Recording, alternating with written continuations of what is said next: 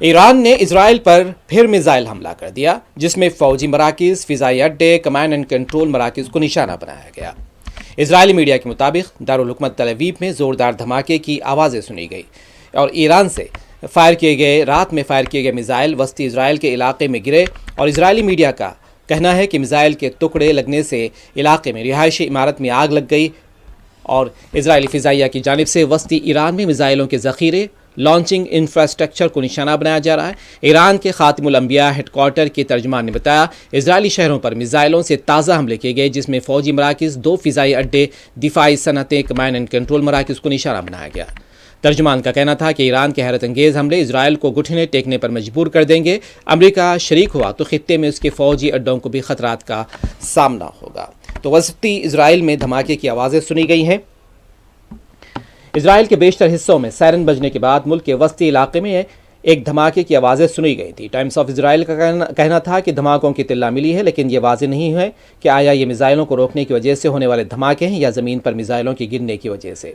تو اسرائیلی حکام کا کہنا ہے کہ حالیہ ایرانی میزائل حملے کے بعد شہری زیر زمین بنکروں سے نکل سکتے ہیں، اور اسرائیل کے امدادی مرکز کا کہنا ہے کہ اس سے کسی کے زخمی ہونے کی کوئی اطلاع ابھی تک نہیں ملی ہے۔ اسرائیلی ریسکیو سروسز کا کہنا ہے کہ بظاہر 5 سے 10 راکٹ فائر کیے گئے تھے، انہیں راکٹ گرنے کی کوئی اطلاع بھی فی الحال نہیں ملی۔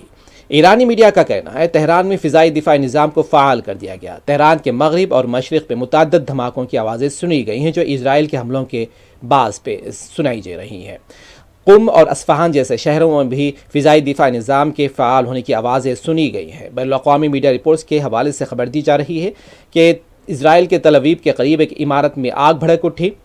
میڈیا رپورٹس کے مطابق یہ آگ ایرانی میزائل کے حملوں کے بعد لگی ہے، اور اس سے قبل ایران نے اسرائیل پر میزائلوں کی 8ویں لہر داغنے کا اعلان کیا تھا۔ تو اسرائیل کا بھی حملہ جاری ہے، یعنی اسرائیل بھی حملے کر رہا ہے، اور شہر قم پر حملہ کیا گیا ہے کہ ایک رہائشی عمارت کو نشانہ بنایا گیا ہے۔ رہائشی عمارت کو نشانہ بنایا گیا ہے۔ ایران سے ملنے والی اطلاعات کے مطابق قم میں ایک عمارت کئی منزلوں کو نشانہ بنایا گیا ہے۔ قم کے صوبائی انتظامیہ کے ہیڈ کوارٹر نے بتایا ہے کہ سلاریح محلے میں ایک عمارت کی 4تھی منزل کو نشانہ بنایا گیا، اور دھماکے میں ایک 16 سالہ نوجوان ہلاک، 2 افراد زخمی، جنہیں طبی مراکز منتقل کر دیا گیا ہے۔ تو ایران کے شہر اصفہان میں زوردار دھماکے کی آوازیں آج صبح سنی گئی ہیں، جو اسرائیل کے حملوں کے باعث پیش آئی ہیں۔ اسرائیل نے جنوبی شہر اصفہان پر حملہ کیا۔ دھماکہ اس وقت ہوا جب فضائی دفاعی نظام فعال تھا۔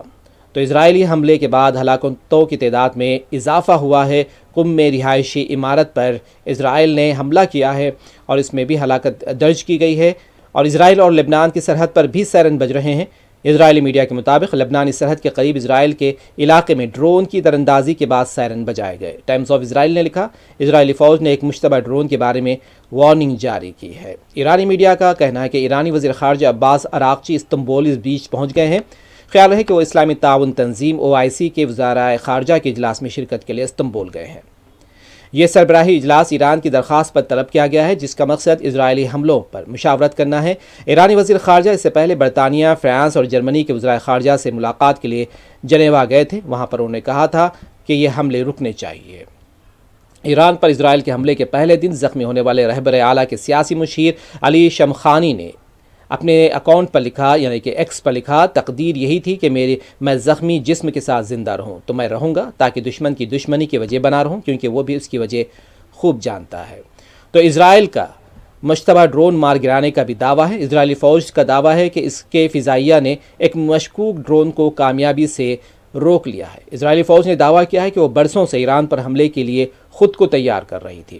اسرائیل کے چیف آف جنرل اسٹاف نے بتایا، حالیہ مہینوں میں یہ تیاری انتہائی خفیہ انداز میں کی گئی تھی۔ تو یہ باقاعدہ اعلان ہے اسرائیل کی جانب سے کہ وہ ایران پر حملے کی برسوں سے تیاری کر رہا تھا۔ اس بیچ بتایا جا رہا ہے کہ امریکہ کی ڈائریکٹر آف نیشنل انٹیلیجنس نے دعویٰ کیا ہے کہ امریکہ کے پاس ایسی معلومات موجود ہیں جن سے پتہ چلتا ہے کہ اگر ایران چاہے تو وہ چند ہفتوں میں جوہری ہتھیار تیار کرنے کی صلاحیت رکھتا ہے۔ انہوں نے میڈیا پر الزام لگایا کہ اس نے مارچ میں کمیٹی میں دی گئے ایک بیان کو غلط انداز میں پیش کیا ہے۔ تو یہ اب تک کی اسرائیل اور ایران کے تنازع کی رپورٹس ہیں۔ ایران نے حملے کیے ہیں تو اسرائیل نے بھی آج صبح حملے کیے ہیں۔ حملوں میں دونوں طرف ہلاکتوں کا دعویٰ کیا جا رہا ہے۔